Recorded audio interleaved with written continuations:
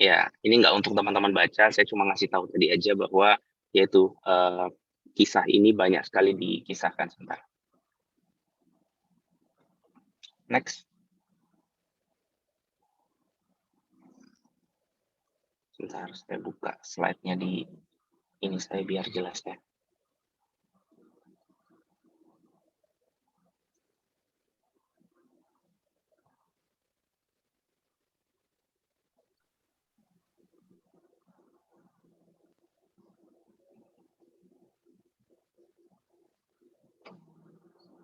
Ngomong-ngomong banyak banget ya hari ini, alhamdulillah. Ada hampir 400 orang loh di ruangan ini.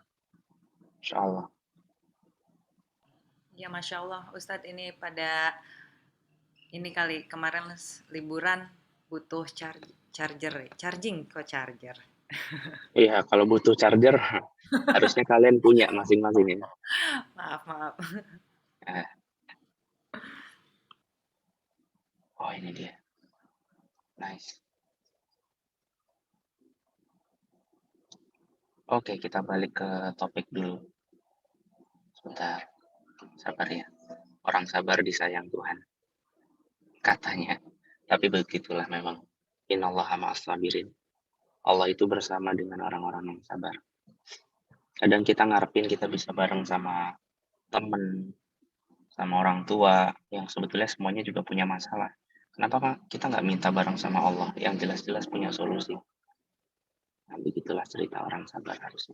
Oke, setelah siap, kita lanjutin lagi ceritanya next. Nah, jadi kemudian kisah ini kemudian dimodifikasi dan diklaim sama seorang paus di era Roma dulu, namanya Paus Gregorius. Makanya disebutnya Gregorian Calendar gitu, sebagai hari kelahiran Yesus Kristus. Ini mas perception sebenarnya. Ini kontroversi banget, tapi dari referensi yang saya baca ya, sebetulnya yang lahir pada 25 Desember atau lahir pada setiap awal tahun itu bukan Yesus Kristus sebagaimana yang diyakini oleh banyak orang, tetapi itu adalah kelahiran dewa-dewa Yunani. Salah satu dewa yang paling terkenal, paling besar kisah kelahirannya itu adalah namanya Sol Invictus. Jadi kalau teman-teman tahu Sol Invictus, ketik aja nanti ya di Google ya. Sol, S-O-L, Invictus pakai V. Invictus. Itu adalah dewa matahari yang lahir di bulan Desember setiap tahunnya. Dan dewa ini narsis banget. Kepengen dirayain setiap tahun dan setiap minggu. Hari lahirnya juga hari Minggu. Itulah kenapa kalau orang Barat itu nyebut hari Minggu itu Sunday, hari matahari. Karena penyembahan terhadap dewa matahari itu dilakukan di hari Minggu. Kemudian kalau hari Senin itu Moon Day. Moon itu bulan, dewa bulan. Kemudian Tuesday, dewa perang. Kemudian Wednesday itu Odin, dewa petir. Kemudian Thursday, itu dewa Thor, ya temannya Iron Man, Hulk sama Spider-Man. Kemudian ibunya Thor itu Dewi Frigga, jadi Friday. Kemudian Saturday itu dewa pertanian. Nah, jadi itu adalah nama-nama dewa yang sampai sekarang dimasukkan dalam nama-nama hari-hari yang kemudian kita kenal dalam bahasa Inggris. Nah, berikutnya juga tentang bulan. Next slide-nya silahkan dilanjutin. Dulu kita nggak berada dalam kondisi yang serumit sekarang. Dulu obrolan itu jauh lebih mudah karena tidak ada ratusan negara atau tidak ada banyak negara seperti yang kita punya. Dulu cuma ada dua ceritanya. Kalau nggak ngomongin Roma, berarti ngomongin Persia. Next. Nah, next. Nah, dulu ada wilayah yang sangat terkenal. Yang pertama namanya Mesopotamia. Jadi Meso itu artinya tengah, Potamia itu artinya daerah atau tanah yang berada di tengah. Kalau orang Barat sekarang nyebutnya Middle East, gitu, tengah yang ada di timur. Next. Kemudian Mesir, next. Dan berikutnya adalah Syams atau yang sekarang dikenal dengan nama Palestina. Next. Ada tempat yang nggak diinginkan oleh banyak orang, namanya Hijaz. Ya, sekarang justru menjadi kiblatnya umat Islam, di mana dari sinilah kemudian Allah memunculkan cahayanya untuk menerangi dunia. Next. Nah, ini adalah kisah di masa yang lampau. Ketika kemudian dunia itu hanya mengenal 2 negara besar, nggak ratusan seperti yang sekarang kita punya. Di mana minus 550 sebelum Masehi itu muncul negara besar di wilayah timur next, namanya Persia gitu. Kemudian next minus ini dijelasin dulu nggak? Oke, statistiknya. Jadi dia ada 550 sampai 650-an Masehi. Nanti ini akan hancur berkeping-keping di tangan Umar Ibn Khattab ketika menjadi khalifah. Kan kita mengenal ya, ketika Rasulullah menjadi nabi dan beliau wafat, diganti oleh Abu Bakar As-Siddiq, kemudian diganti sama Umar bin Khattab, dan di masa Umar bin Khattab itulah lewat panglimanya yaitu Khalid bin Walid, Umar kemudian mencabik-cabik wilayah Persia menjadi wilayah yang kemudian Islam saat ini. Gitu. Next. Luas wilayahnya nggak main-main, 7,4 juta kilometer persegi. Buat gambaran, Indonesia itu 2 juta kilometer persegi. Berarti ini luas wilayahnya hampir 3 kali lebihnya Indonesia. Next. Nah, di sebelah barat itu ada peradaban yang nggak kalah main-main. Walaupun lebih muda, lahir minus 27 Masehi, tapi ada peradaban yang muncul yang kita sebut dengan nama Roma. Gitu. Kalau mau baca Roma itu harus ada nadanya ya. Roma, kira-kira gitu. Nah, Roma ini ada di sebelah barat Persia. Itulah kenapa sampai sekarang orang itu kalau ngomongin Roma, ngomongin Eropa, itu orang ngomongnya orang barat. Nah, itu kalimat orang barat itu kemudian muncul dari peletakan Roma yang memang ada di sebelah barat Persia. Gitu. Kita suka ngomong bule gitu ya, orang barat. Nah, statistiknya minus 27 munculnya, kemudian hancur 1453. Kalau ada yang familiar, berarti selamat kalian pernah baca kisahnya Muhammad Al-Fatih. Karena memang Roma Timur itu hancur di 1453. Luas wilayahnya 5 juta kilometer persegi dan nggak main-main, dia meliputi hampir seluruh Eropa dan utara Afrika, bahkan Laut Mediterania itu jadi kolam pribadi buat mereka. Oke, next. Nah, cerita yang mau saya ceritakan tadi itu ada di wilayah Roma ini, dan ini adalah simbol daripada dewa tertinggi mereka, namanya Sol Invictus. Maka selamat kalau ada yang masih suka ngerayain perayaan ulang tahun dan lain-lain, itu adalah upacara-upacara yang pertama kalinya diinisiasi lewat penyembahan dewa Sol Invictus yang memang dirayakan hari kelahirannya. Kalau dari Islam sendiri, kita tidak mengenal perayaan ulang tahun, gitu ya. Maka kita bisa men-tracking ini bahwa ternyata itu adalah perayaan yang dilakukan bangsa-bangsa pagan di wilayah Roma zaman dulu. Oke, next. Lanjut. Nah, sekarang kita balik ke Gregorian calendar yang tadi kita bahas. Tadi ya, next lagi. Ini namanya Paus Gregorius. Dia penyembah dewa-dewa Yunani. Salah satunya Janus yang akhirnya dijadikan nama bulan pertama, yaitu bulan Januari. Gitu. Disebut sebagai dewa permulaan dan dewa yang bisa mengakhiri segala sesuatu. Next. Berikutnya bercerita tentang Februs. Ya, ini gambarnya sengaja saya miringin karena kalau saya tegapin ini patungnya nggak pakai celana. Gitu ya. Februs ini dewa kesuburan. Nah, ini ada kisah menarik teman-teman. Ini untuk jadi ibroh buat kita semua ya. Kalian tahu kan bedanya ibroh sama hikmah? Kalau ibroh itu adalah hal baik dari hal buruk. Kalau hikmah itu hal baik dari hal baik. Nah, itu bedanya di situ. Nah, karena ini adalah hal buruk, maka saya sebut ibroh. Ibrohnya kita coba lihat. Bulan Februari ini itu belum dibaca udah di next. Mundur dikit. Ya, next. Ini jeleknya slide saya ini kalau di next mundurnya ke belakang. Ini untuk saat ini kalau saya belum bilang next, jangan di next ya. Nanti mundurnya kejauhan. Nah, stop dulu sampai sini. Oke, jadi diadakan festival kesuburan pada 15 Februari, yaitu pesta seks bebas di sebuah kota Roma tua pada 495 Masehi, di mana Paus Gelasius, salah satu paus pada saat itu yang menjabat, mengubah Lupercalia menjadi hari raya kasih sayang untuk menghormati Santo Valentine.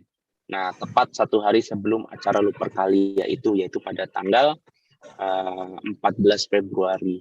Nah, inilah kisah cikal bakal adanya Valentine's Day. Jadi Valentine's Day itu adalah upacara untuk menghormati hari kasih sayang yang sebetulnya adalah kalau dilihat faktanya ya, itu adalah upacara yang bersifat atau terlihat seperti seks bebas dalam sebuah kota. Ini naudzubillah sih. Jadi seks bebas legal dilakukan di sebuah kota, di mana setelah itu ketika wanitanya hamil, maka dia mengatakan bahwa dirinya telah diberkahi oleh Dewa Februs, yang kalau nggak hamil ya berarti nggak diberkahi gitu. Jadi ya, dan itu bisa bisa mohon maaf ya, berhubungan dengan siapapun di hari itu. Nah, itulah kemudian cikal bakal Valentine's Day atau hari kasih sayang, yang naudzubilahnya masih banyak dari kita yang suka ngerayain itu. Oke, next. Itu Februari dari Februs. Nah, sekarang masuk ke Maret. Maret. Bulan Maret itu diambil dari dewa yang namanya Dewa Mars. Tadinya dia petani, tapi karena dapat kekuatan tertentu, akhirnya dia jadi dewa kira-kira, dan dewa peperangan yang sangat luar biasa. Di mana saya baca di Wikipedia, nanti bisa di cross check ya. Ini menarik, coba perhatikan. Dewa Mars ini itu putra dari Dewa Juno dan Jupiter. Oke, Juno Jupiter nikah, anaknya Mars. Suami dari Bellona, tapi kekasih dari Venus. Maksudnya gimana? Kok udah punya istri, punya kekasih? Ya, jadi ini dewa selingkuh, kira-kira gitu. Jadi si Mars ini selingkuh sama Venus. Ya, begitulah kemudian Tuhan-Tuhan dan sesembahannya orang-orang pada saat itu. Gitu, ada Tuhan selingkuh. Nanti kita lihat ada yang lebih seru lagi, next dulu ya. Next, kita masuk ke Maret, April berarti. Nah, April, aduh, jangan nextnya sekali aja. Kalau udah 2 kali di back, mundurnya kejauhan, tuh kan? Ya, nextnya sekali aja.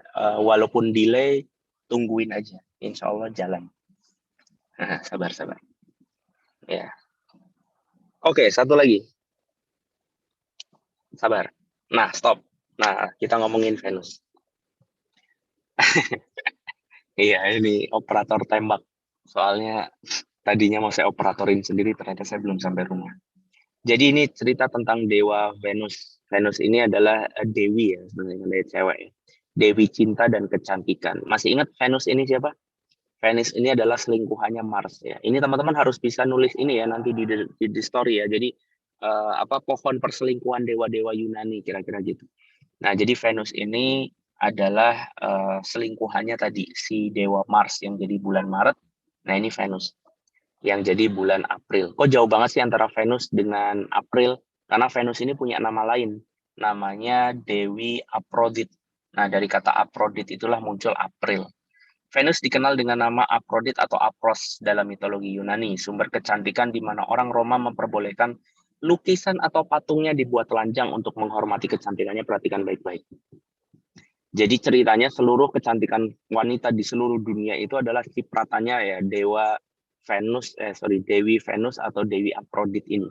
Di mana untuk menghargai kecantikannya, maka kecantikan itu nggak boleh ditutupi. Maka justru kemudian dari Dewi Venus inilah atau Dewi Aphrodite inilah kemudian mereka punya cikal bakal untuk mempertontonkan ketelanjangan wanita. Naudzubillah min dzalik.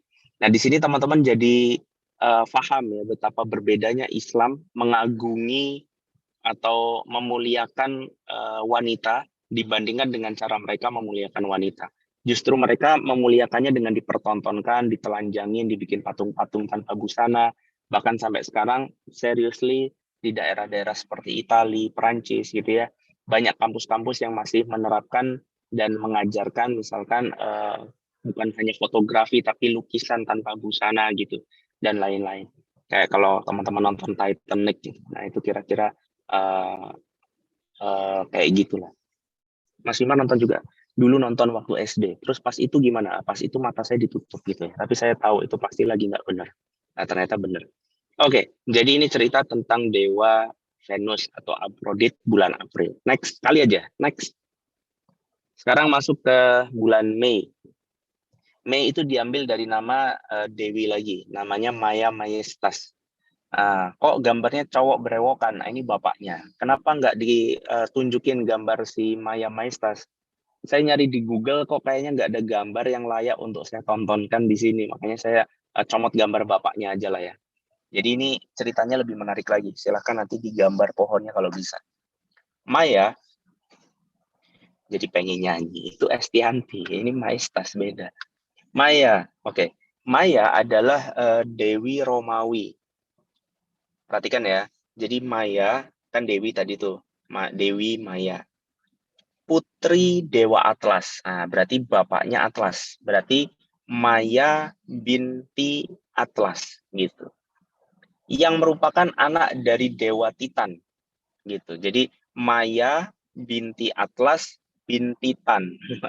Ini bukan bintitan matanya bintitan ya, tapi itu bin Titan gitu.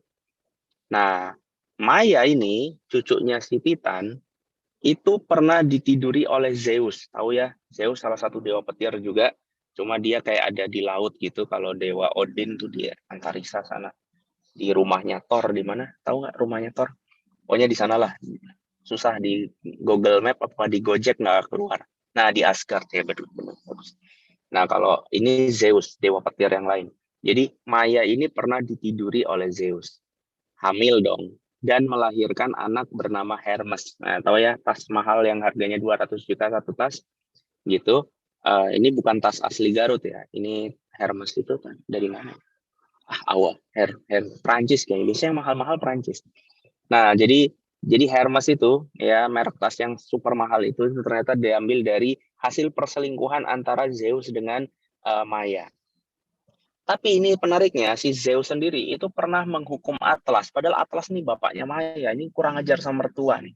Jadi Zeus pernah menghukum Atlas berdiri di bagian barat Gaia, Gaia itu maksudnya bumi, dan memegang Uranus. Uranus itu langit, makanya ini gambarnya ada cowok manggul manggul langit ceritanya gitu. Dan memanggulnya pada bahunya. Sementara Uranus dan Gaia inilah yang melahirkan Titan. Titan itu kan kakek dari Maya, bapaknya Atlas. Jadi yang dipanggul ini adalah Mbah Moyang.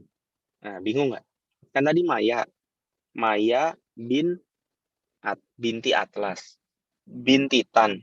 Nah, Titan itu ternyata anaknya Gaia sama Uranus yang dipanggul sama Atlas sebagai hukuman dari Dewa Zeus. Nggak tahu kenapa.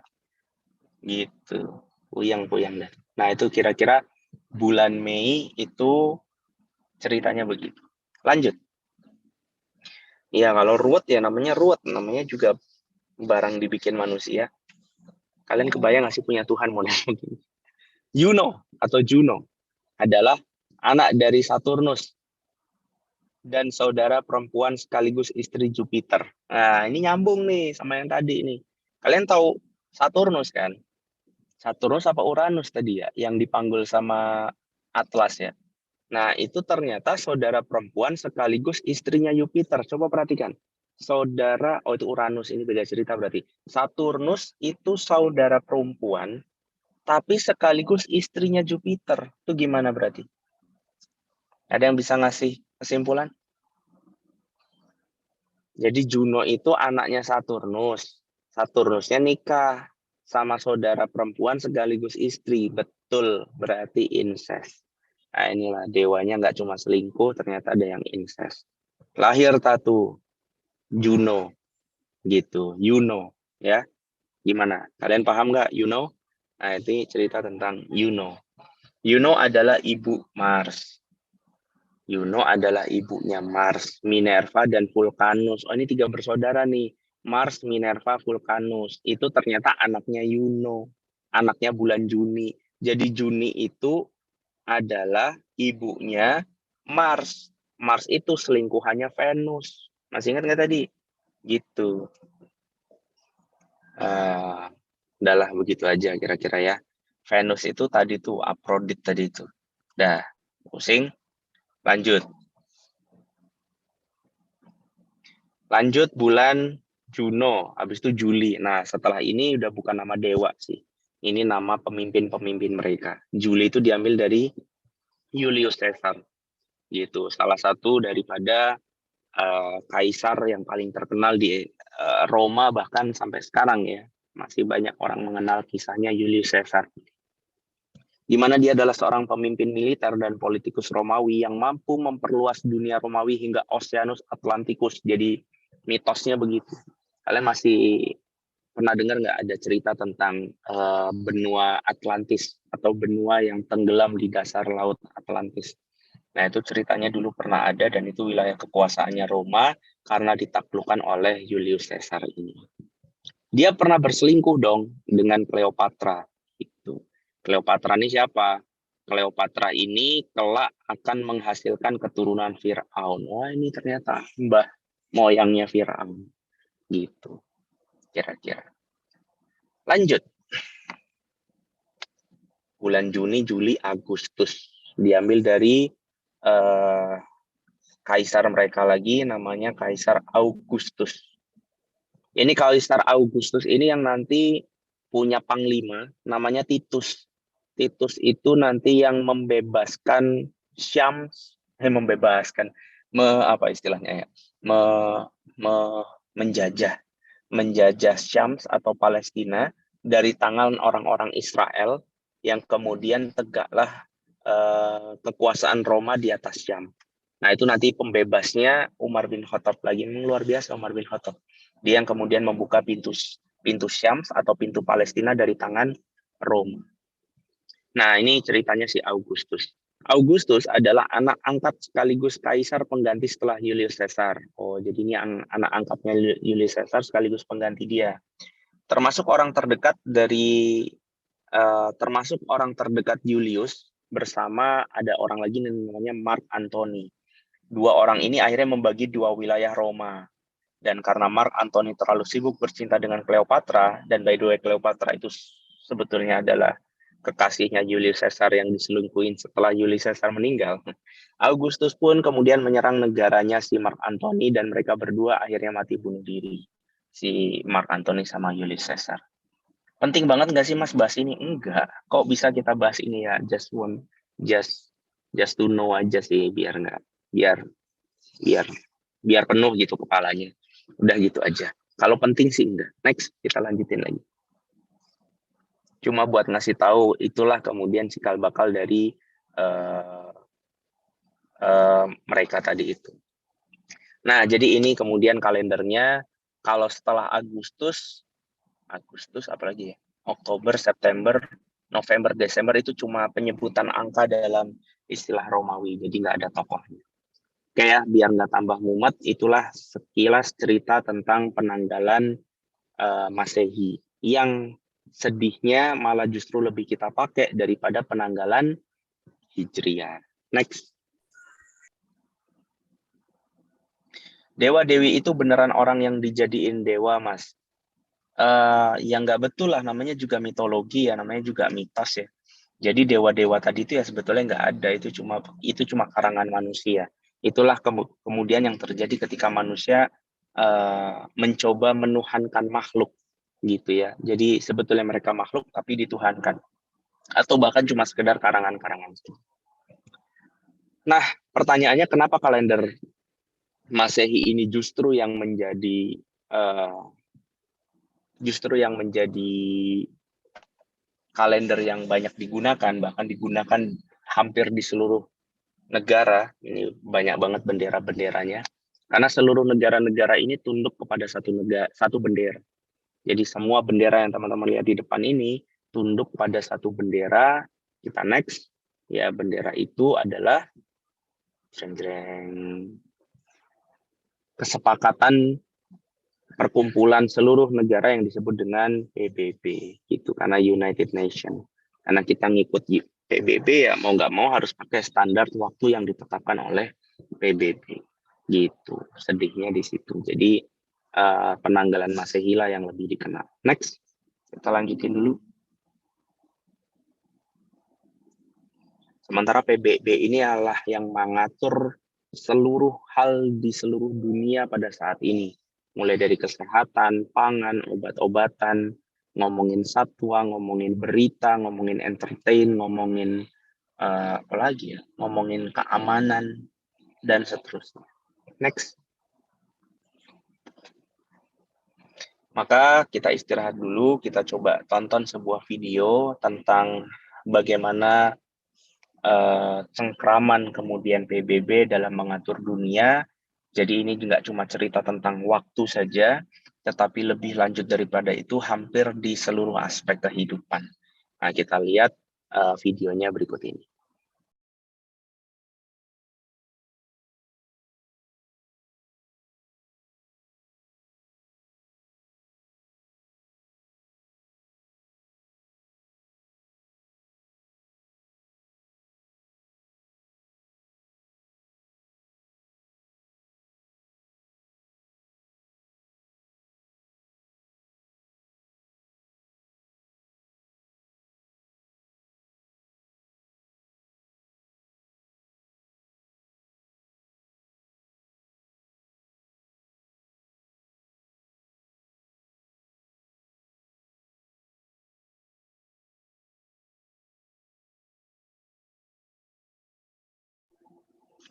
Ini cuma saya nggak nonton videonya, apa emang videonya belum diputar nih?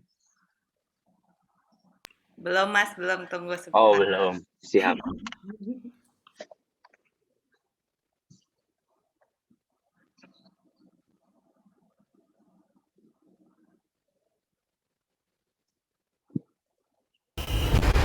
Illuminati adalah sebuah organisasi rahasia kuno yang memiliki tujuan untuk mengubah tatanan dunia sesuai dengan kehendak mereka. Ini audionya jalan, videonya belum. Yang mereka jalankan bukanlah sebuah gagasan baru, karena ide ini telah dimulai oleh Namrud, penguasa Babilonia kuno yang ingin menjadi raja dan Tuhan di seluruh permukaan dunia.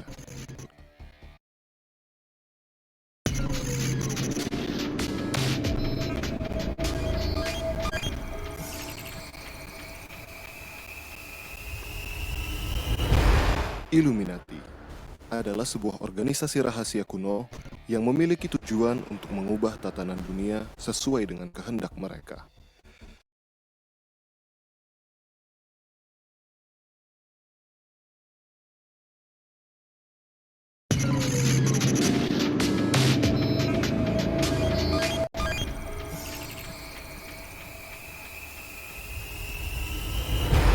Illuminati adalah sebuah organisasi rahasia kuno yang memiliki tujuan untuk mengubah tatanan dunia sesuai dengan kehendak mereka. Agenda yang mereka jalankan bukanlah sebuah gagasan baru, karena ide ini telah dimulai oleh Namrud, penguasa Babilonia kuno yang ingin menjadi raja dan Tuhan di seluruh permukaan dunia. Maka Illuminati menyiapkan program besar yang bernama New World Order, atau tatanan dunia baru yang akan mengontrol penuh dunia di tangan organisasi ini. Bisa kita lihat sekarang, hampir seluruh lini kehidupan manusia telah mereka kuasai, dan seluruh negara yang ada telah menjalankan sistem-sistem yang mereka ciptakan. Illuminati ingin mengikis pemikiran masyarakat dengan berbagai agenda yang telah mereka siapkan dengan matang, sehingga tanpa sadar, banyak manusia yang telah terjerumus ke dalam fitnah mereka. Program itu dikenal dengan sebutan 8F.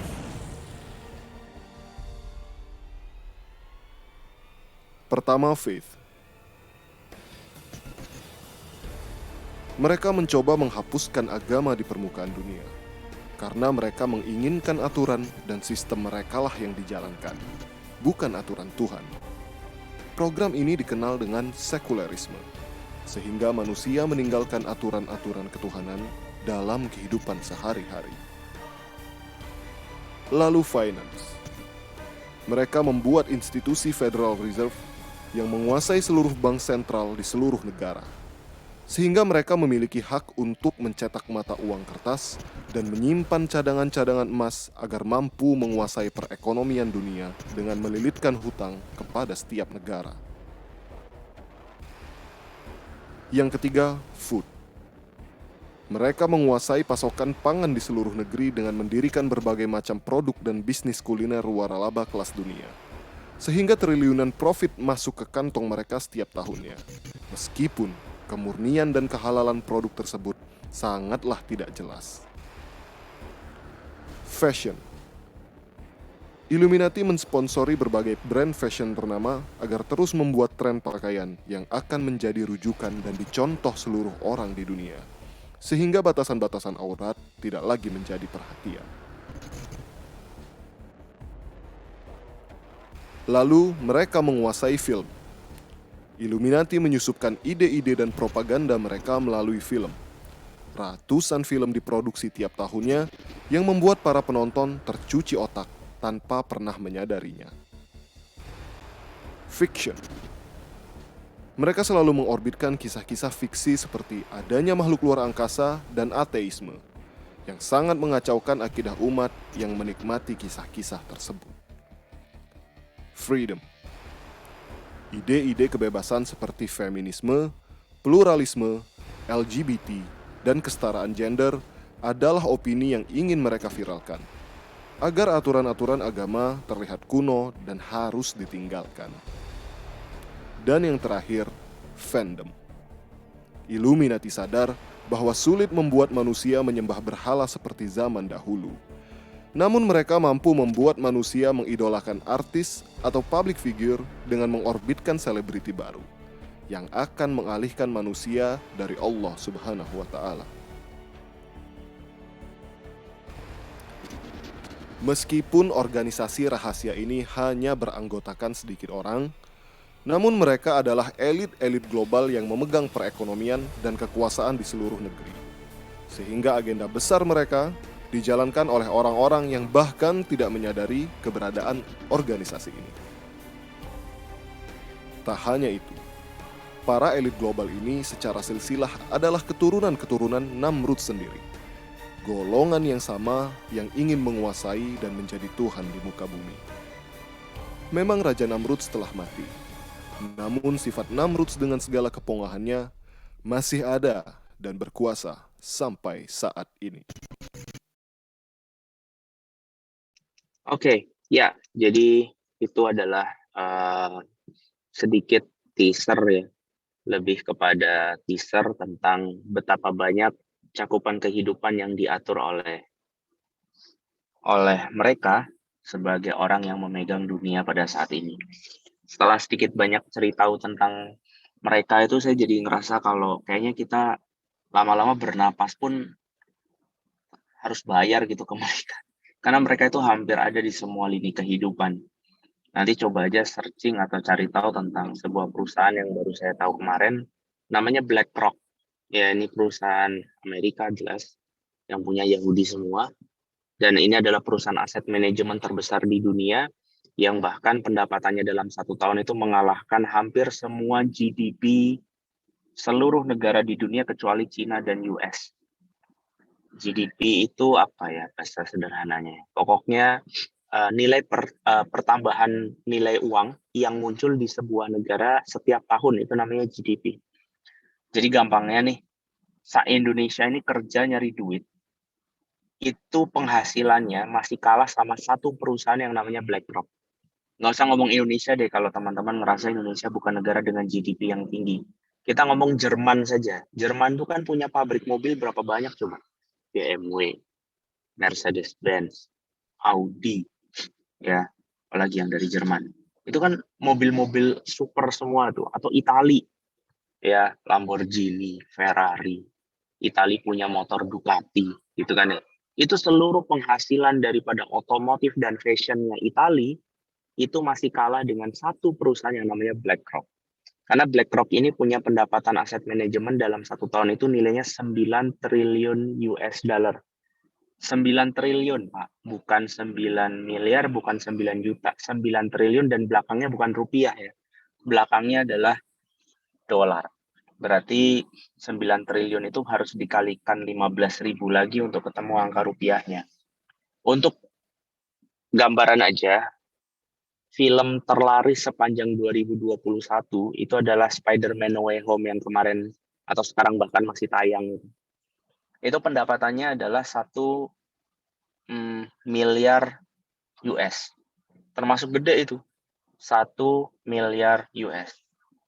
Tapi itu nggak ada apa-apanya dibandingkan pendapatannya BlackRock senilai 9 triliun US.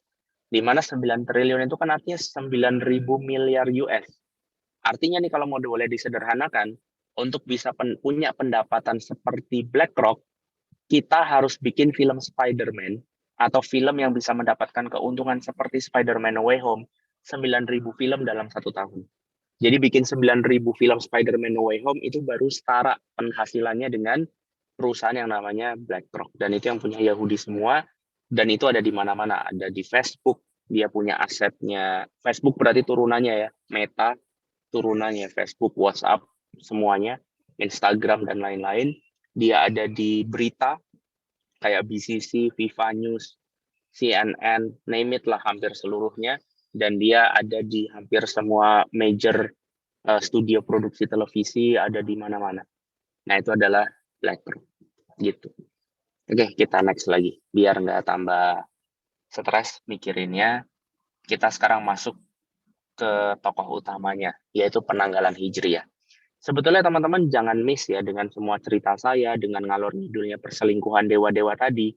Yang saya mau sampaikan ke teman-teman itu adalah sesederhana esensi daripada penanggalan. Itu aja sih sebenarnya. Di mana di penanggalan Masehi itu nggak ada esensinya, bahkan itu kamuflase daripada orang-orang Roma yang ternyata salah juga kalau kita berpikir itu adalah kisah turun atau lahirnya Yesus Kristus atau dikenal di kita sebagai Nabi Isa alaihissalam. Itu juga keliru. Nilai-nilainya nggak ada yang bisa diambil. Masa ia mau diambil perselingkuhan, seks bebas, kan nggak mungkin. Nah, sekarang kita masuk ke Hijriah. Bagaimana cerita di kalender Hijriah ini bermula? Mari kita simak sama-sama. Sebelumnya saya mau kasih kabar bahwa di dalam Islam dulu, sebelum penanggalan Hijriah ini muncul, Islam itu sudah punya nama-nama bulan, tapi nggak punya nama tahun. Saya ulangin, udah tahu nih nama bulan dari mulai Muharram sampai Zulhijjah, itu ada tuh, nama-nama bulan itu udah ada. Dan nama-nama bulan itu ada maknanya sebetulnya, kayak Muharram. Muharram itu adalah bulan yang terlarang atau bulan suci, di mana orang Arab mengharamkan peperangan di bulan ini. Safar itu bulan yang artinya kosong. Maksudnya apa? Dahulu kala orang Arab pergi meninggalkan rumah dan harta mereka untuk safar, pergi gitu. Nah, safar pergi, makanya disebutnya bulan kosong, artinya bulan di mana kota-kota itu sepi karena orang itu pada pergi safar, gitu ya, cari penghasilan kira-kira. Di mana safar juga bisa, atau sifar itu bisa diartikan kuning. Kuning ini diambil dari nama musim gugur, saat pepohonan berwarna kuning. Kemudian ada Robiul Awal, musim semi awal. Robiul Akhir, musim semi akhir. Jumadil Awal, musim dingin. Jumadil Akhir, musim kering. Rojab, itu artinya bulan penghormatan. Sya'ban, bulan perpisahan, karena orang Arab dulu pergi berpencar mencari air di bulan Sya'ban, karena akan memasuki kemarau. Kemarau itu masuk di bulan Ramadan. Dari kata romdo, artinya gersang. Gersang, jadi Ramadan itu adalah bulan paling panas. Jadi kalau teman-teman umroh di bulan Ramadan, sudahlah mahal, desak-desakan, panas. Nah, itu bulan Ramadan, tapi pahalanya paling banyak. Kemudian Syawal. Syawal itu artinya membawa, di mana kemudian unta-unta itu biasanya banyak membawa kehamilan di bulan itu, banyak lahir di bulan itu. Zulqaidah itu artinya duduk. Pada bulan ini umat Islam biasanya duduk, artinya tidak berperang, untuk kemudian menghadapi masuk ke dalam bulan Zulhijjah, atau bulan di mana mereka banyak berziarah ke makam-makam dekat Mekah, dan juga untuk berkurban. Nah, ini bulan Zulhijjah. Jadi, astagfirullah, kaget saya. Iya, di mute dulu Mbak ya, Mas ya. Bulan itu sudah ada namanya. Bulan Muharram sampai bulan Zulhijjah tadi itu sudah ada namanya, tapi nggak ada penanggalan tahunnya. Kita mengenal bahwa Rasulullah itu lahir tanggal 12 Rabiul Awal tahun apa? Ada yang tahu tahunnya? Tahunnya disebut dengan, betul, tahun gajah. Jadi penanggalan angka tahun itu tidak ada di bulan di masa Rasulullah hidup dan sebelumnya. Kemudian tahun itu dinamai dengan apa kalau nggak ada angkanya? Tahun-tahun itu dinamai dengan peristiwa terbesar sepanjang tahun itu. Gitu. Jadi karena Rasulullah itu lahir di saat peristiwa terbesarnya adalah diserangnya Ka'bah oleh pasukan Abraha, maka tahun itu disebut dengan tahun gajah. Dulu pernah tuh zaman Rasulullah hidup, Rasulullah itu murung hampir 1 tahun. Murungnya kenapa? Karena pamannya meninggal, istrinya meninggal, terlebih pamannya meninggal dalam kondisi kafir, istrinya meninggal, dan kemudian banyak sahabat terzolimi di saat itu. Belum kemudian berhasil dakwahnya. Maka itu disebut dengan tahun kesedihan Rasulullah. Jadi yang paling memorable di tahun itu tuh disebut nama tahunnya, jadi nama tahun gitu. Kayak misalkan kalau ngomong 2020, saya yakin itu namanya tahun COVID gitu ya. Tahun COVID 2021, tahun online misalkan kayak gitulah ya, karena mungkin semuanya jadi aktivitasnya online semua gitu. 2022 nggak tahu deh, semoga bukan tahun Omikron ya. Tapi yang jelas dulu cara menanggali itu seperti itu, tidak dengan angka. Nah, sampai kemudian muncul masalah. Next. Masalahnya adalah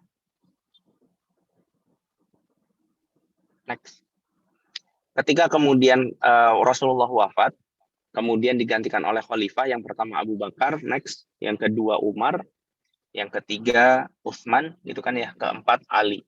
Nah, masalah penanggalan ini muncul di saat Umar bin Khattab kemudian memimpin. Next, di saat Umar bin Khattab memimpin. Abu Bakar itu cuma 2 tahun. Setelah itu langsung diganti sama Umar bin Khattab. Lewat penunjukan Abu Bakar. Jadi Abu Bakar yang menunjuk Umar bin Khattab dan kemudian disepakati secara aklamasi oleh para sahabat yang lain. Belum disuruh next. Back dulu. Jadi ketika Umar bin Khattab itu kemudian memimpin, ada cerita begini. Ada cerita tentang utusan yang disuruh ngantar surat. Nah, cuma suratnya dikembalikan. Zaman dulu itu kan kalau ngutus ngirim surat itu kan nggak 1 bulan nyampe, bisa berbulan-bulan gitu ya, Mbak. Karena kan perjalanannya darat, naiknya kuda atau naiknya onta, dan itu butuh waktu bisa berbulan-bulan sampai suratnya itu sampai. Karena pada saat Umar bin Khattab memimpin jadi khalifah, Islam itu sudah menguasai seluruh jazirah Arab dengan sayap-sayap masuk ke Persia, masuk ke sebelah utara Afrika gitu ya, masuk wilayah Mesir dan ke sebelah baratnya lagi. Jadi perjalanan untuk ngantar surat itu bisa berbulan-bulan. Tapi setelah suratnya dibaca sama wali yang ada di sana atau gubernur yang ada di sana, sama gubernurnya dibalikin lagi. Tolong dibalikan ke khalifah, saya nggak paham maksud daripada penanggalan yang disebutkan di surat ini. Nah, ketika kemudian Khalifah Umar bin Khattab itu kemudian bertanya, kok bisa begitu? Mereka kemudian menjawab, wahai Khalifah, ada perintah darimu yang tertulis di dalamnya, di mana mereka diminta untuk mengerjakannya di bulan Sya'ban.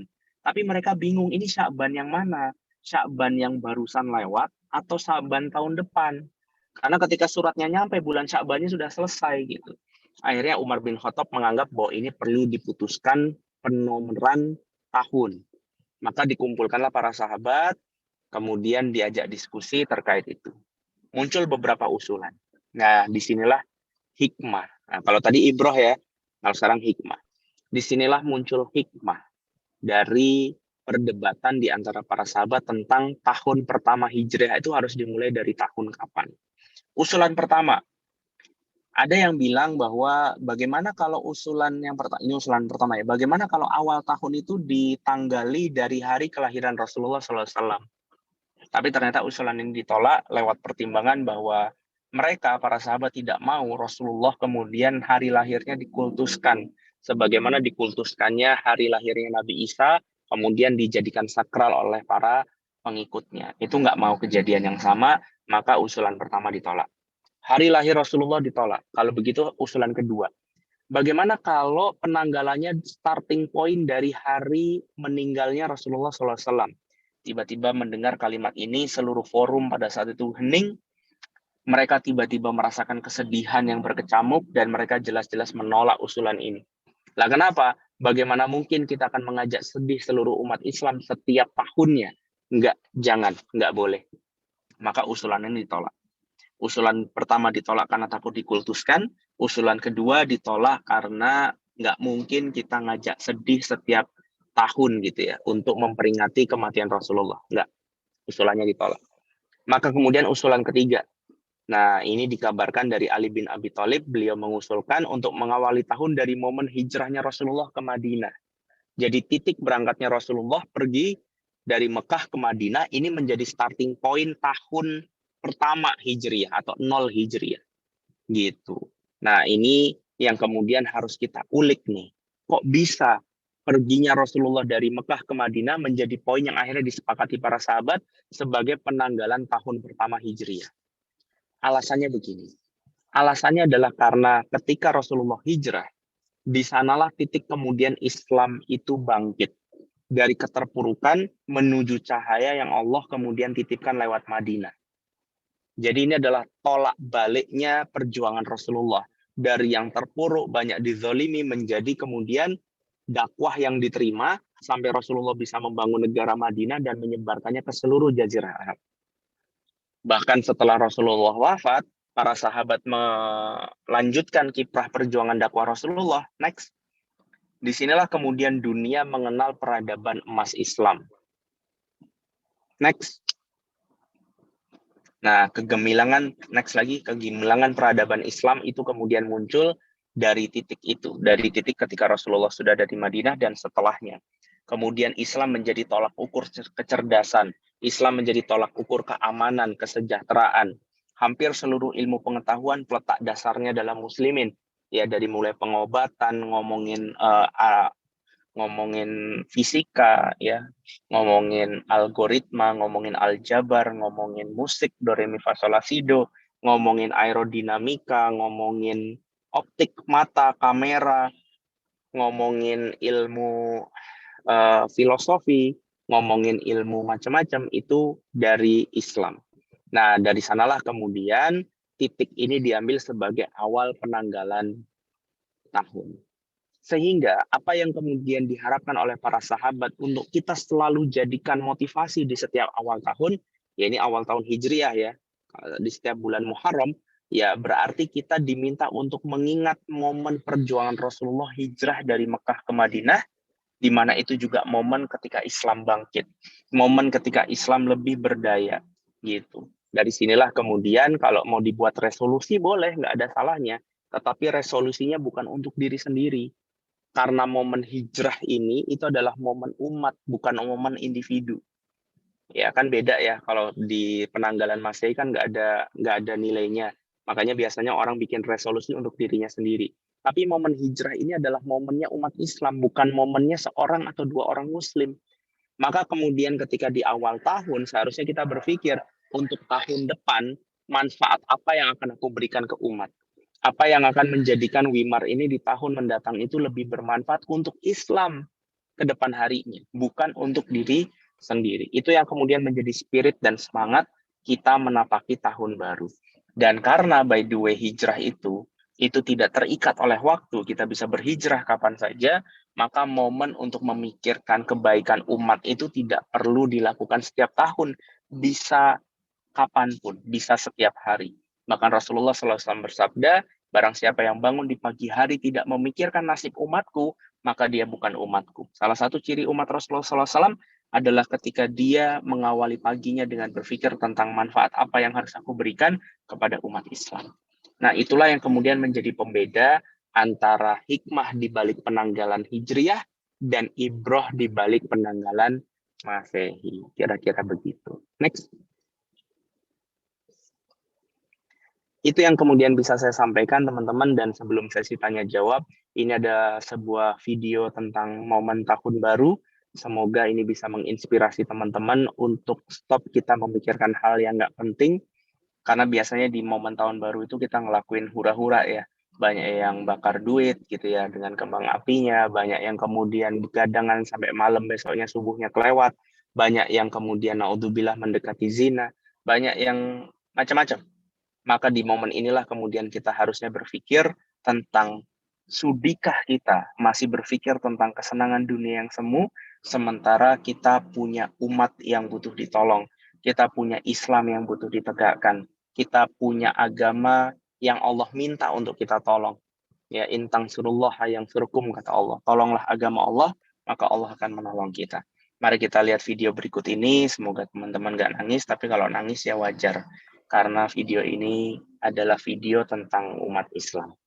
Saya tutup sementara waktu, setelah itu kita bisa tanya jawab. Wabillahi taufiq wal hidayah. Assalamualaikum warahmatullahi wabarakatuh.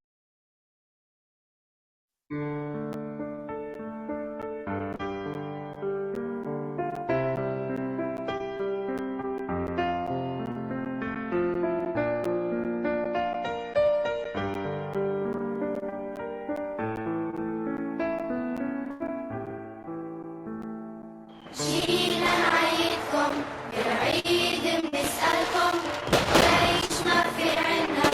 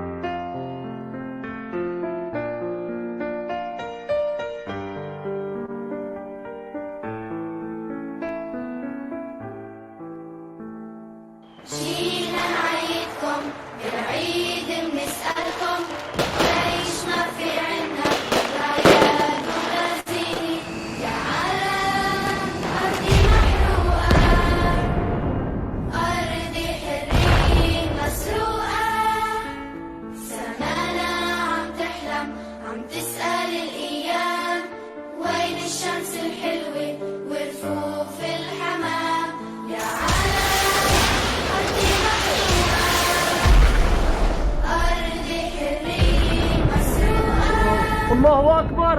أرض صغير مثل صغير أعطونا السلام أعطونا الطفولة أعطونا الطفولة أعطونا الطفولة أعطونا الطفولة أعطونا السلام Tahu. En bonne enfance, à médisance, à l'innocence. Au beau jardin, à mon pays, qu'appellent les enfants. Chez vous des mondes, tout cris de ronde, toute l'innocence de mon enfance. De mon enfance, sauvez l'enfance, sauvez l'enfance, sauvez l'enfance, sauvez, sauvez. What are you doing to him? It's your child. I am a child with something to say. Please listen to me. I am a child who wants to play. Why don't you let me? My dolls are waiting. My friends are praying. Small hearts are begging. Give us a chance. Give us a chance.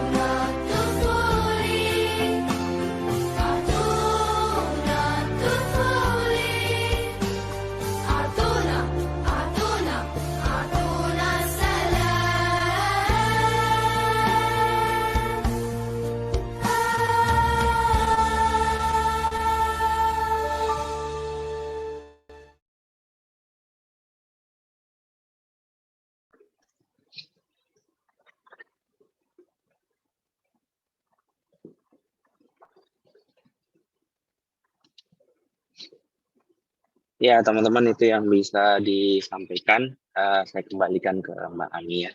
Assalamualaikum warahmatullahi wabarakatuh.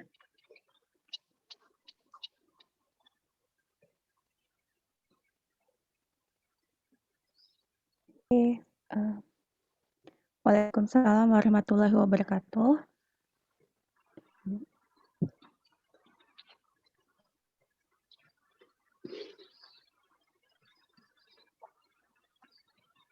Oke, untuk sesi tanya jawab, masih speechless. Oke, untuk sesi tanya jawab, mungkin saya yang akan memandunya. Tadi ada beberapa pertanyaan, Ustadz Wimar. Siap. Langsung aja atau gimana? Iya, mangga. Satu-satu aja kali ya, biar nggak lupa. Sama Ya. saya izin off kamera nggak apa-apa ya. Sekalian melanjutin perjalanan. Boleh Ustadz. Oke, pertanyaan pertamanya. Mas Wim mau nanya, itu cerita Illuminati sumbernya dari mana ya? Kan organisasi rahasia, tapi kok kayak udah jadi rahasia umum? Apa cuma teori konspirasi? Mangga Mas Wim. Iya, oke. Iya, bismillahirrahmanirrahim. Ini yang kemudian kita juga lihat sebagai sebuah fenomena yang miris ya. Artinya sebetulnya organisasi ini rahasia. Tetapi kok sekarang semua orang jadi kayaknya udah tahu. Iya, dan kita nggak bisa ngapa-ngapain karena sudah terlalu besarnya mereka. Ngerti nggak sih maksud saya? Jadi kayak kita itu udah kayak diludahin di depan mata pun kita masih nggak bisa berkutik gitu. Kenapa? Ya karena yang mereka bangun itu sudah terlalu merajalela, sudah terlalu besar. Kalau dulunya ini organisasi kalau sampai ada yang tahu, teman-teman bisa dibunuh karena tahu tentang organisasi ini. Tapi sekarang mereka sudah nyata-nyata menampakkan diri mereka karena mereka tahu mereka sudah unbeatable lah kira-kira gitu. Mereka sudah nggak mungkin bisa ada yang menghadapinya. Gitu kira-kira. Oke. Masih tentang Illuminati nih Ustadz. Assalamualaikum warahmatullahi wabarakatuh. Ustadz ingin tanya, Illuminati dengan Freemason itu apa bedanya atau sama aja? Oke, lengkapnya sih besok ya pas sesi sejarah ya. Jadi asal muasal daripada kisah Illuminati ini adalah kekecewaan Yahudi terhadap Rasulullah SAW sebetulnya. Karena mereka tidak menerima bahwa Mesias terakhir mereka itu bukan dari kalangan Yahudi. Nah, dari sanalah kemudian mereka berpecah dan kemudian mengumpulkan kekuatan. Di antaranya mereka kemudian membangun gerakan-gerakan yang kita kenal dengan istilah Zionism. Dari sanalah muncul sekte-sekte yang mereka punya. Nah, sektenya itu ada banyak sekali. Salah satunya yang disebut dengan nama Illuminati tadi, ada juga yang disebut dengan Freemasonry, ada juga yang lainnya. Jadi itu kayak sekte itu pecahan mazhab ya kira-kira begitu ya. Jadi sama-sama ingin agar kemudian Mesias mereka datang, tetapi dengan cara yang berbeda-beda. Kalau Freemasonry setahu saya itu adalah orang-orang yang levelnya pekerja, jadi bukan yang menengah ke atas. Nah, kalau yang menengah ke atas itu yang Illuminati tadi itu. Gitu. Di dalamnya ada banyak banget juga kubu-kubu. Kayak misalkan ada kubunya Lord Rothschild gitu ya. Dia ambil dari nama Rothschild. Tempat dia tinggal itu ada tameng berwarna merah, maka disebutnya Rothschild. Kemudian orang mengenalnya dengan istilah Rothschild. Nama aslinya nggak ada yang tahu, tapi akhirnya orang menyebutnya dengan nama Rothschild misalkan. Nah, ini kubunya Illuminati gitu. Jadi klan-klan di dalam yang kita juga nggak perlu tahu sih. Yang jelas yang perlu kita tahu itu adalah bahwa kita diminta Allah untuk kemudian menegakkan Islam, di mana yang kita hadapi ya mereka. Sebetulnya poinnya lebih ke situ. Jadi teman-teman jangan juga terjebak dengan cerita ini, malah justru kemudian ngulik-ngulik tentang Illuminati. Itu sih kalau diterusin nggak bakal ada habisnya. Gitu, daripada habis tenaga untuk ngulik-ngulik kayak gitu, konspirasi-konspirasi, lebih baik kita ngelakuin sesuatu untuk negakin Islam. Kira-kira gitu. Oke Ustadz. Pertanyaannya tambah banyak nih.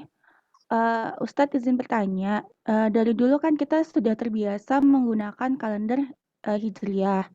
Bagaimana tips-tips agar kita sebagai seorang Muslim semangat menggunakan penanggalan Hijriah? Ini juga problematika kita.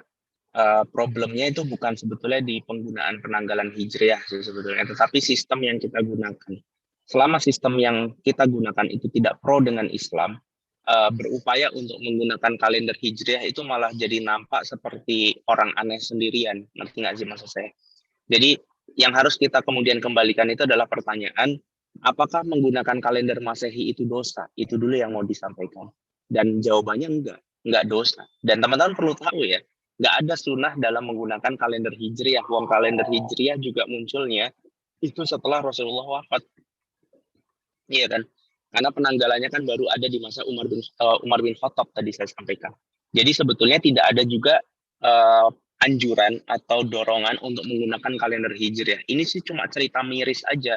Wong ulama atau para sahabat itu sudah menetapkan kalender Hijriah, kok kita masih pakai kalender Masehi. Jadi ini bukan perkara dosa atau pahala, tapi ini perkara miris aja. Kok bisa kita punya sesuatu yang itu punya kita tapi nggak kita pakai. Nah, makanya teman-teman juga nggak perlu jadi orang ajaib sendiri yang kemudian pakai kalender Hijriah. Takutnya nanti malah disangka stres gitu ya. Besok kita mau meeting ya, meetingnya kapan? 4 Dzulqa'dah. Wah, orang bingung semua gitu ya. Dzulqa'dah itu bulan apa, tanggal berapa gitu ya. Ya, nggak usah se-ekstrim itulah. Kalau maupun dipakai ya paling cukup mengganti kata minggu dengan ahad misalnya. Ya itu aja udah lumayan. Toh kita juga bukan kemudian ngajarin teman-teman ini untuk pakai kalender Hijriah, tetapi lebih kepada untuk memahami diri kita esensi daripada waktu. Nah, itu yang lebih penting, bahwa waktu itu terbatas dan kita butuh menggunakannya untuk beramal soleh untuk kepentingan umat. Nah, jadi kesimpulannya sebetulnya ke situ. Allah alam bisa. Iya, baik Ustadz. Jadi bukan secara praktikal kita harus ya mulai meninggalkan kalender Masehi juga karena kan digunakan secara internasional gitu ya, tapi lebih ke Iya, spirit dari tahun Hijriah itu di iya, keseharian kita gitu ya Ustadz ya. betul. Once nanti insya Allah Islam tegak, kemudian ada pemerintah yang menerapkan Al-Quran dan As-Sunnah, automatically kalender Hijriah pasti dipakai lagi. Dan kalau sudah seperti itu, kita udah nggak repot-repot lagi.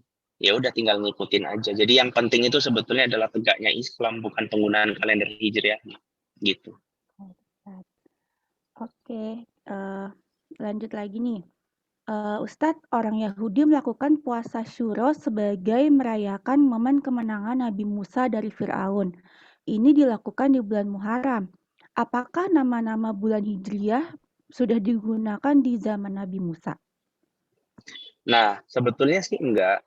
Tapi yang jelas Yahudi itu menggunakan terminologi bulan yang dipakai pada saat itu pakai Muharram dan sebagainya, itu adalah karena mereka tinggal di kawasan Hijaz.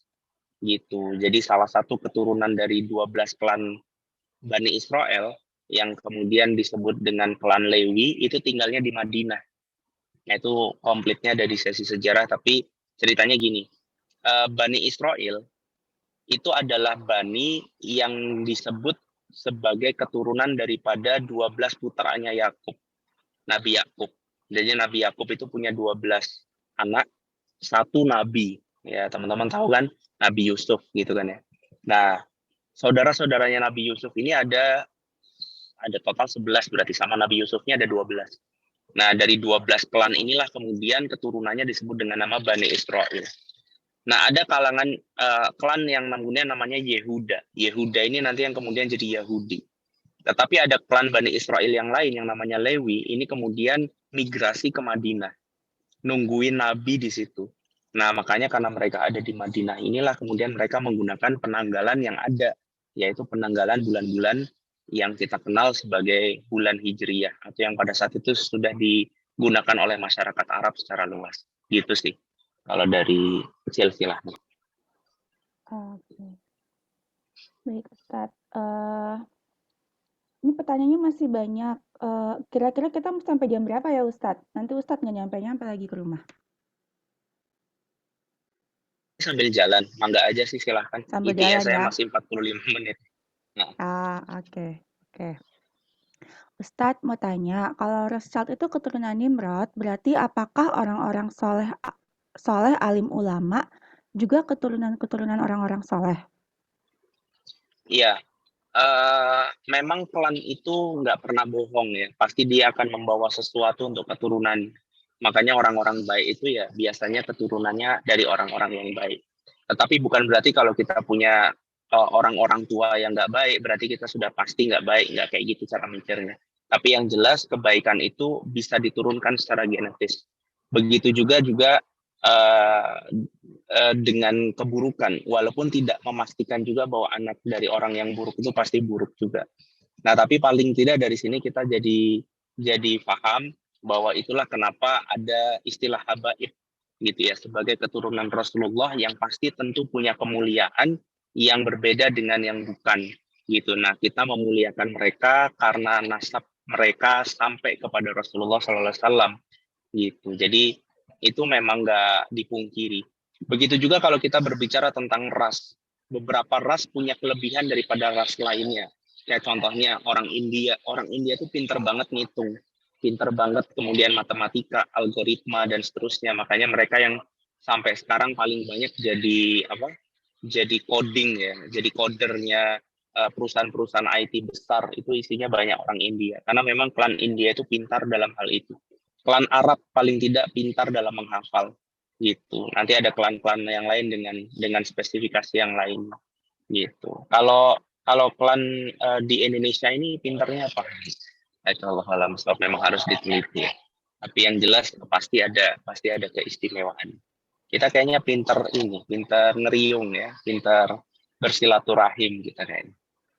Iya, pinter iya silaturahim kali ya.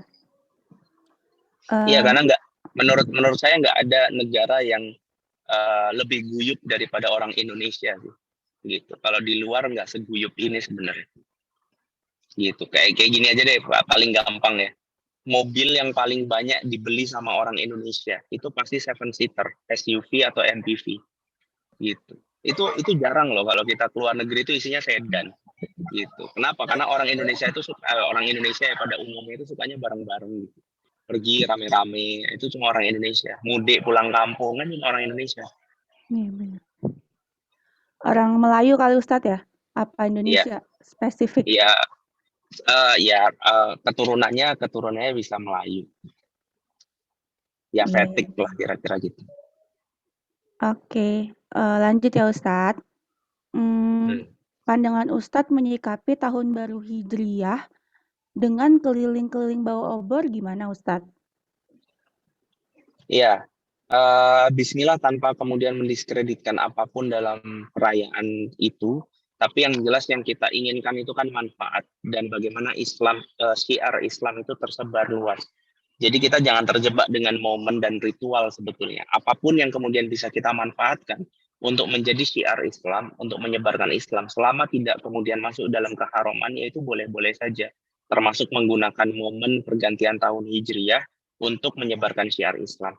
Nah, yang sekarang jadi salah tempat menurut saya adalah bukan di perayaannya, tetapi adalah di syiarnya yang ternyata tidak tepat sasaran. Yang tadinya pengen memperlihatkan keindahan Islam malah jadi gangguin lingkungan misalnya.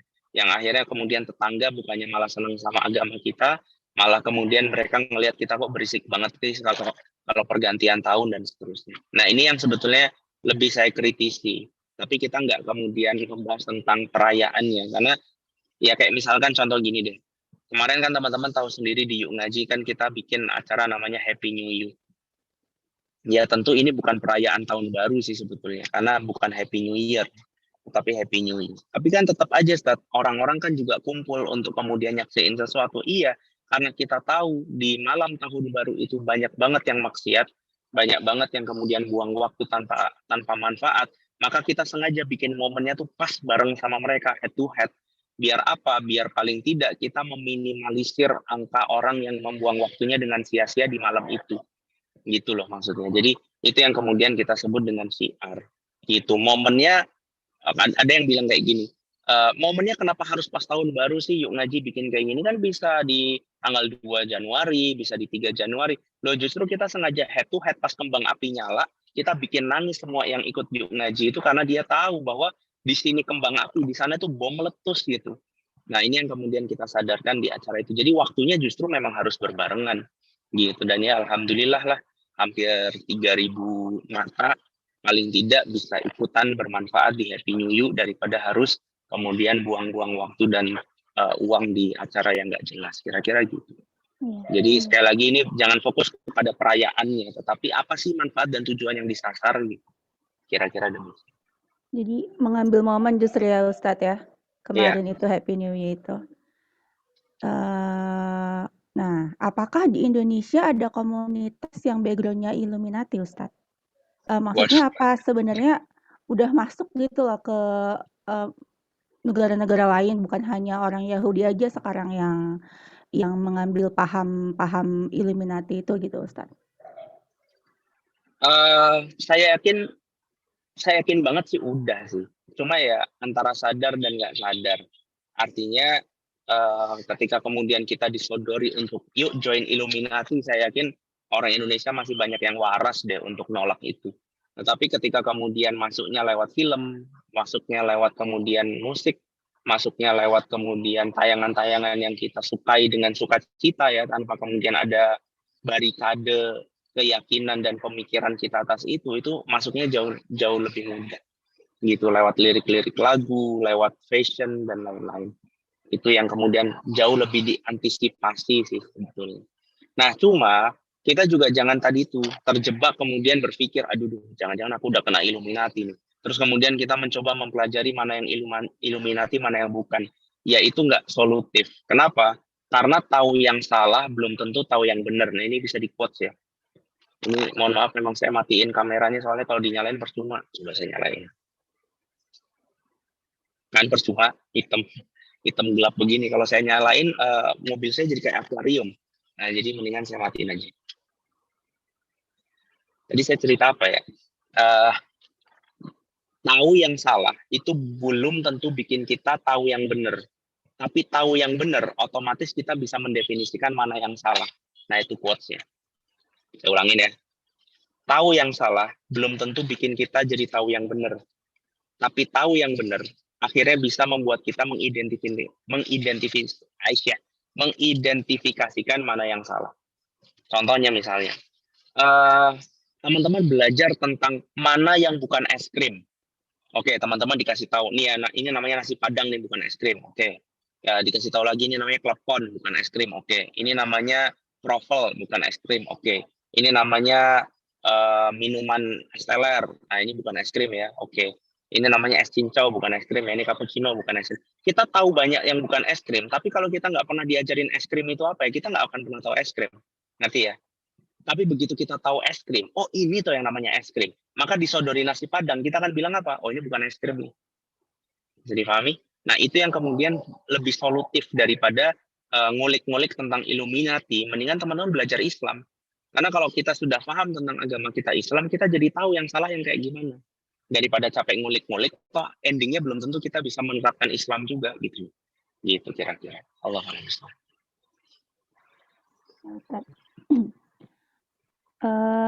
Mas Tim izin tanya, gimana mengetahui perhitungan usia Rasul jika sebelum hijrah belum ada angka tahun?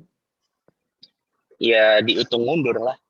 Kan dihitung angka tahunnya 0 saat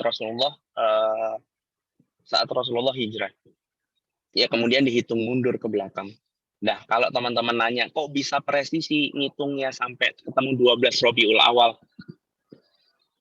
Jawabannya sederhana. Begitulah kecintaan para sahabat kepada Rasulullah. Jadi kalau sahabat itu disuruh nyeritain umur Rasulullah, dia bisa kemudian dengan detail cerita dari hari pertama Rasulullah lahir sampai meninggal. Itulah hebatnya para sahabat. Sehingga dari situlah kemudian perhitungan tanggal itu bisa diberlakukan. Tapi sekali lagi ini juga bukan perkara yang pasti benar. Karena jujur saja untuk hari tanggal lahirnya Rasulullah itu juga terjadi perbedaan mazhab. Tetapi insya Allah bukan tahunnya yang berbeda, tapi tanggalnya yang ada yang bilang 12 Rabiul Awal, harinya hari Senin, ada yang bilang bukan, harinya hari yang lain.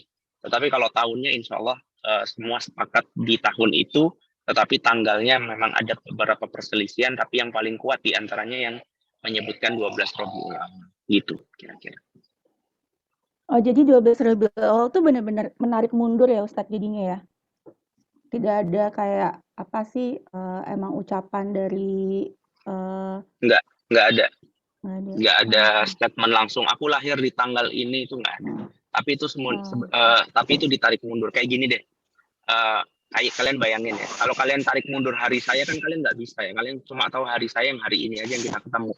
Oh malam ini Mas Imar lagi dari Bogor mau ke Bintaro, terus tengah malam ngisi.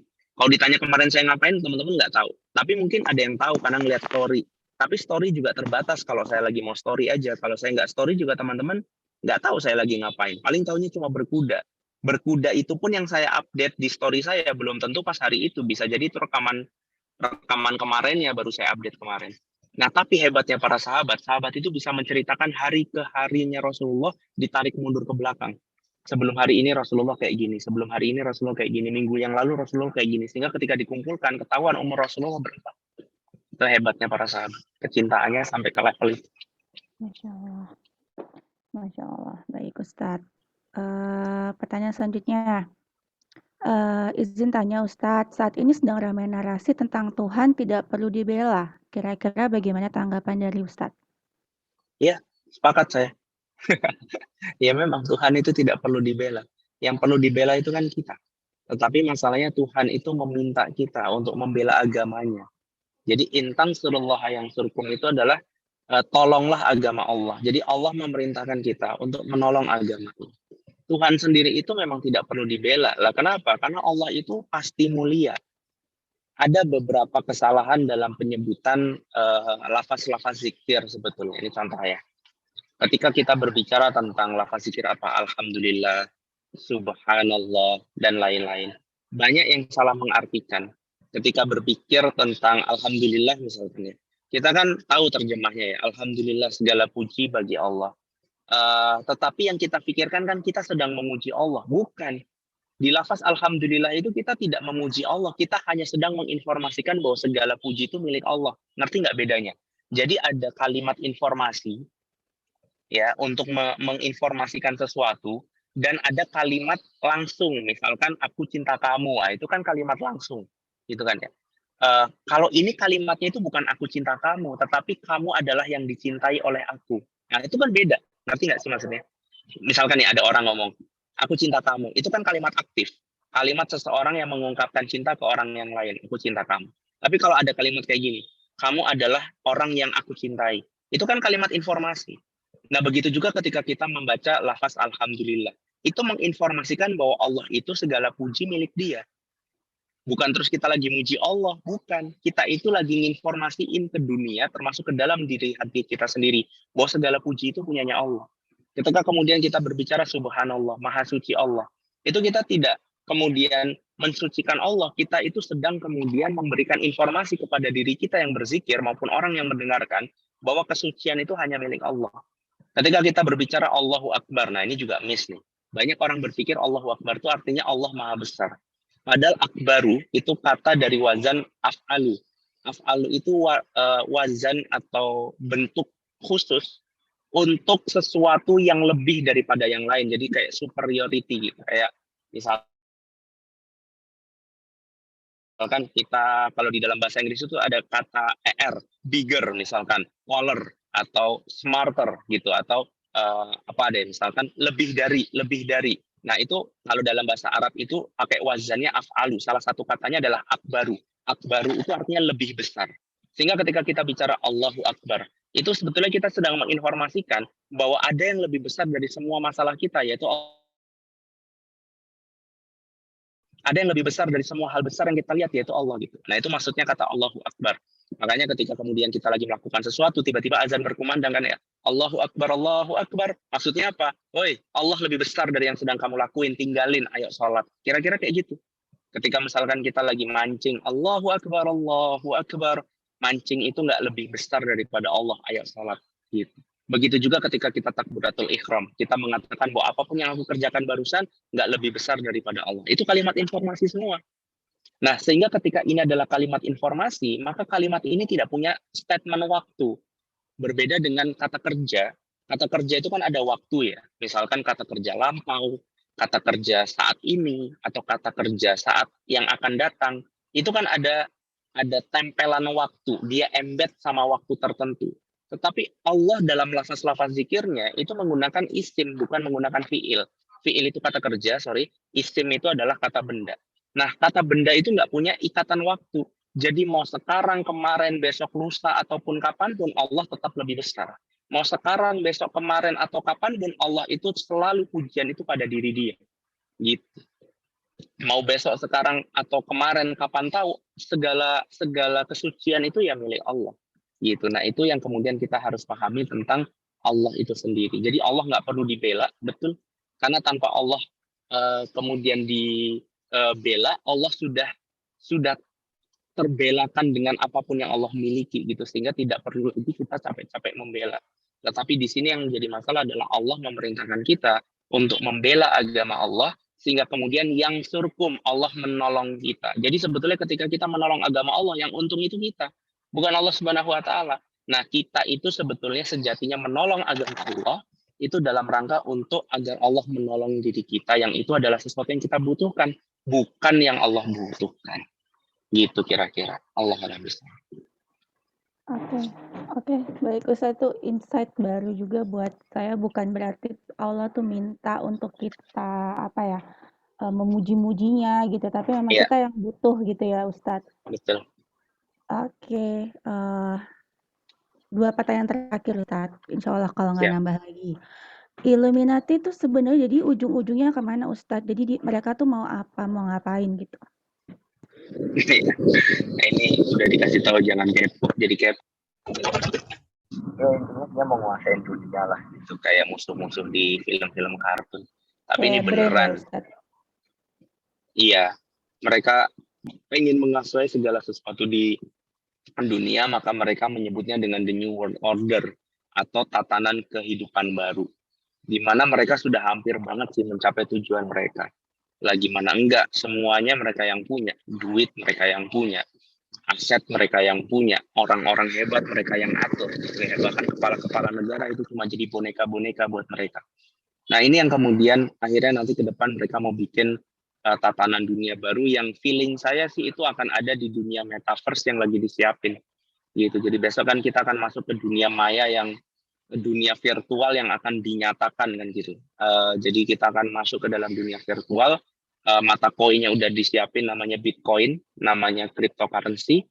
Kemudian teknologinya semua sudah disiapkan, di mana di sana adalah dunia tanpa pemerintah.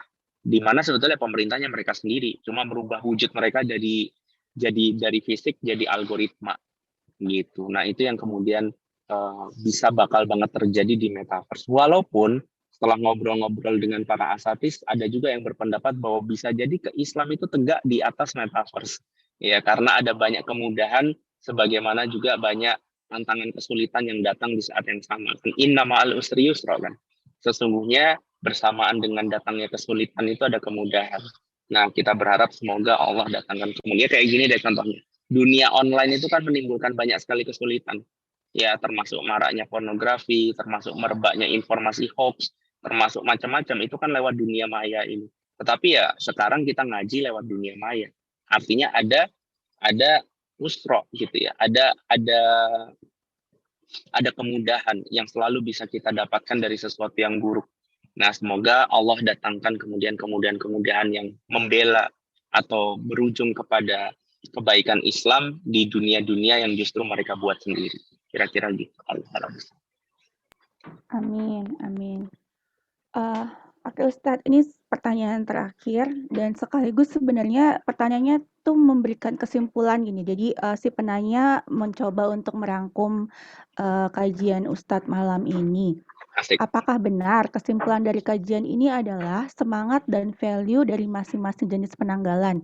Kita tahu nilai-nilai yang dibawa bulan-bulan Masehi, sebagaimana yang dijelaskan adalah nilai yang harus kita tinggalkan. Kita tahu nilai-nilai yang dibawa oleh awal tahun Hijriah itu semangat perubahan dan kebangkitan Islam itu yang harus kita ambil hikmahnya Ustadz. Kurang Ya. lebih itu ya, mohon dikoreksi, syukran. Iya, jadi penekanannya ada di situ, tepat sekali. Jadi saya dari tadi ngobrol panjang lebar itu bukan mau promosiin Illuminati ya sekali lagi, tapi saya mau menjelaskan kepada teman-teman betapa Islam itu ingin mendorong kita untuk selalu apa istilahnya tuh, kalau tahun baru tuh bikin apa? Jadi lupa sih. Bukan revolusi Resolusi. apa? Resolusi bahwa kita diminta untuk membangun resolusi itu di setiap momen hijrah kita. Bahkan lewat penanggalan yang disebut dengan penanggalan hijriah, kita diminta untuk mengingat kembali saat-saat di mana iblis itu saking kalang kabutnya itu turun ke dunia untuk menggoda Rasulullah secara langsung. Ya, jadi kalian tahu Azazil atau Abu Kurdus atau Lucifer kalau orang Nasrani sering sebutnya, itu adalah iblis yang tidak mau sujud kepada Adam.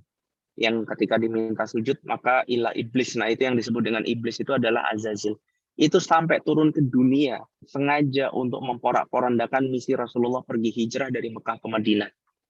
Bisa kebayang ya. Jadi sampai bosnya iblis itu sampai turun.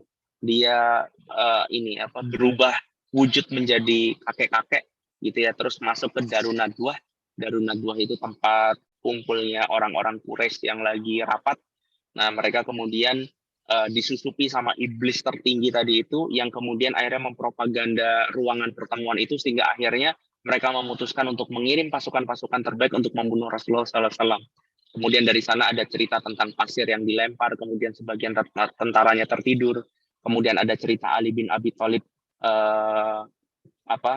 tidur di atas kasur Rasulullah untuk mengelabui mereka. Ada cerita mereka dikejar Rasulullah dan Abu Bakar kemudian dikejar sampai masuk ke Gua Sur yang Allah turunkan pertolongan dalam bentuk laba-laba dan sarang burung gitu ya.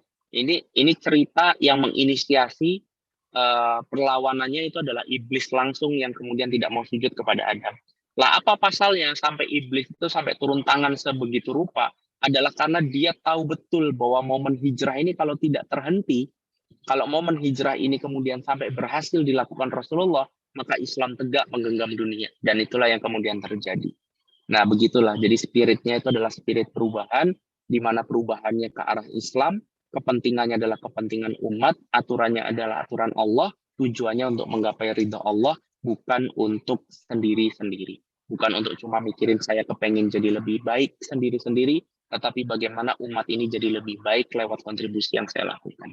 Gitu kira-kira teman-teman, makasih banyak, dan sekali lagi mohon maaf atas segala keterbatasannya, karena saya yakin betul yang penting bukan muka saya kan ya, yang penting adalah apa yang disampaikan, dan semoga yang disampaikan itu betul-betul adalah sesuatu yang Allah dan Rasulullah harapkan untuk kita bisa terapkan. Itu aja yang bisa saya sampaikan. Makasih banyak. Assalamualaikum warahmatullahi wabarakatuh. Waalaikumsalam warahmatullahi wabarakatuh. Jazakallah khair Ustadz Wimar. Wah, Ya, iya. mohon maaf juga nih buat teman-teman tadi selama sesi tanya jawab cuma ngeliat muka saya sendiri mungkin bosen dan bingung ya. Aku kembaliin lagi ke Mbak Ami. Kalau gitu silahkan Teh Ami untuk menutup acaranya.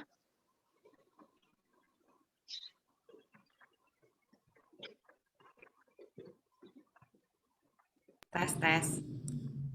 Oke. Alhamdulillah kajian malam ini sangat menarik sekali, membuka mata bagi teman-teman dan saya sendiri jadi lebih tahu ya tentang penanggalan Hijriyah dan Masehi. Jazakumullah khair untuk teman-teman sahabat A2 yang sudah hadir. Jazakallah khair untuk Mas Wimar. Mungkin Mas Wimar untuk menutup kajian malam ini bisa dibantu untuk kita berdoa bersama. Oke, baik. Bismillah, kita perbaiki posisi duduk kita. Cuma saya susah memperbaiki posisi saya karena saya lagi nyetir. Bismillah. Semoga tidak mengurangi adab kita dalam berdoa, kita rendahkan hati kita mohon kepada Dia yang hanya Dia yang bisa mengabulkan segala doa. Kita awali dengan beristighfar.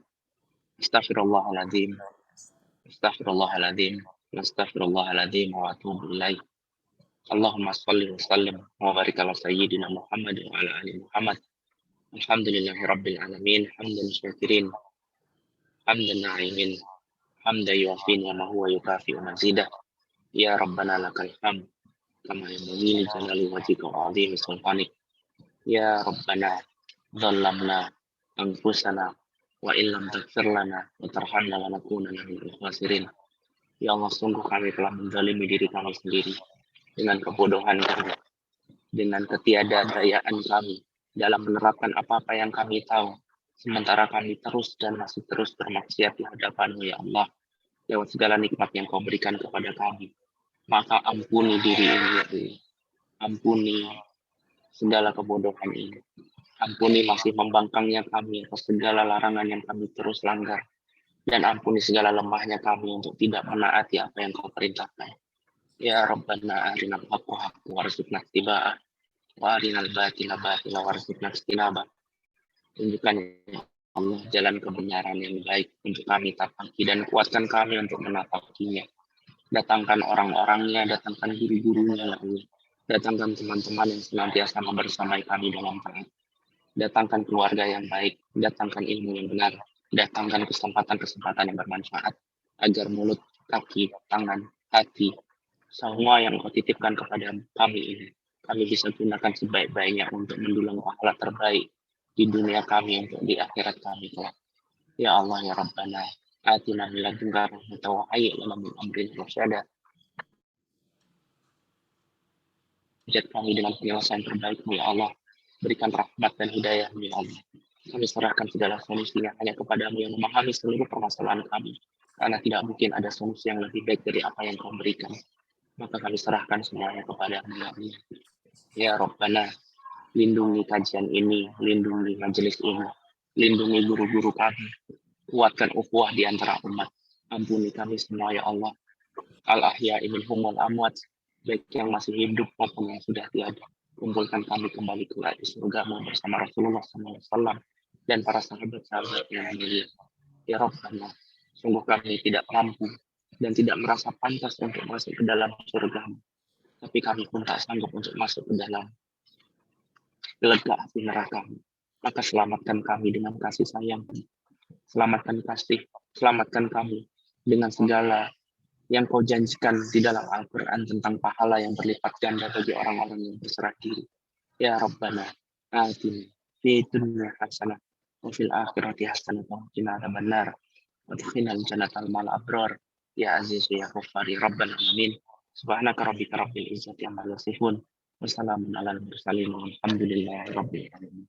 Amin ya Rabbal alamin. Makasih banyak keluarga tua, Masya Allah. Masih ada hampir 400 orang kurang yang datang di pertemuan hari ini. Semoga ada manfaatnya.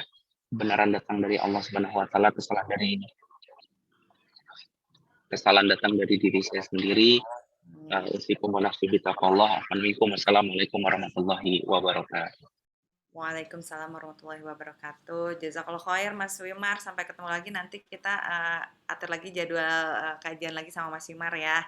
Buat sahabat A2, ya baik. Buat sahabat A2 yang tadi nanya gimana caranya mau ikutan sesi sejarah dan sesi dakwah, bagi yang belum ikutan ngeslow mungkin bisa langsung ke waiting list ya Mas Wimar ya, di ngeva.st/ngeslow. Nah, nanti teman-teman bisa waiting list di situ. Nah, buat teman-teman yang udah ikutan ngeslow, ditunggu aja episode sesi sejarahnya akan dimulai kapan nih Mas Wimar rencananya? Bismillah ya, didoain aja semoga awal Februari udah bisa mulai sesi sejarah. Insya Allah ada 10 episode, semoga lancar. Amin, insya Allah. Oke.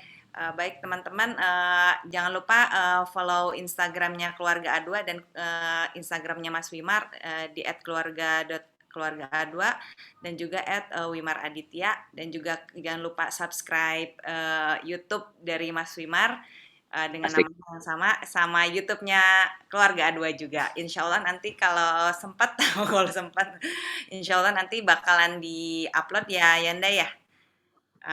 Buat teman-teman lagi yang nanti bisa dilihat lagi kajian pada malam hari ini. Saya Ami atas nama Keluarga A2 mohon maaf apabila terdapat kekurangan dan kesalahan pada malam hari ini, itu murni dari saya sendiri. Mari kita tutup kajian malam hari ini dengan beristighfar 3 kali. Astagfirullahaladzim, astagfirullahaladzim, astagfirullahaladzim. Dan kita tutup dengan doa kafaratul majelis. Subhanakallahumma wa bihamdika asyhadu an la ilaha illa anta astaghfiruka wa atubu ilaik. Wassalamualaikum warahmatullahi wabarakatuh. Mari kita saksikan ham.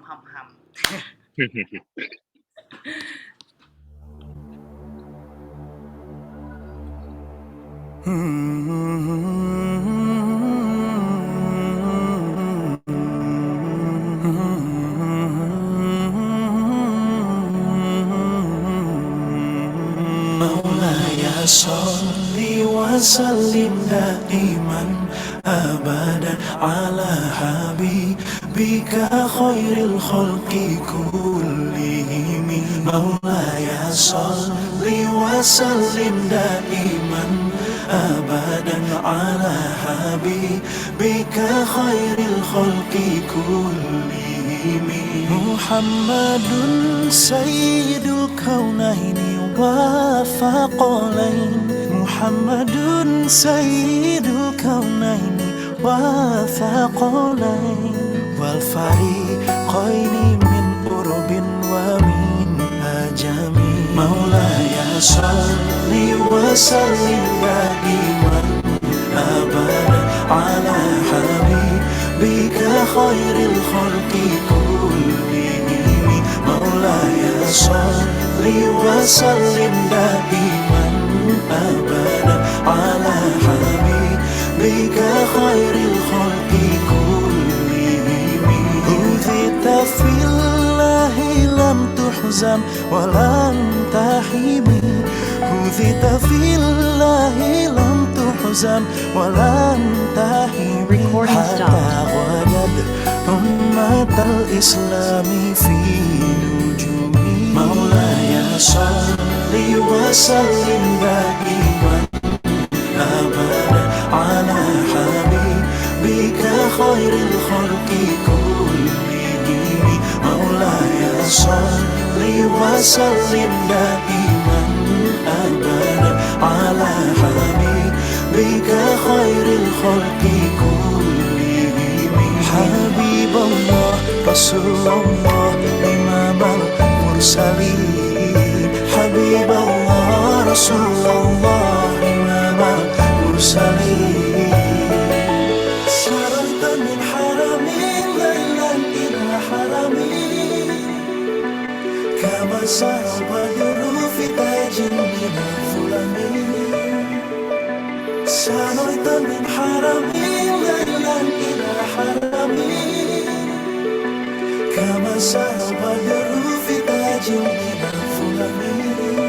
وبت ترقى إلى أن نلت منزلة وبت ترقى إلى أن نلت منزلة من قامك سينا تدرك ولم ترمي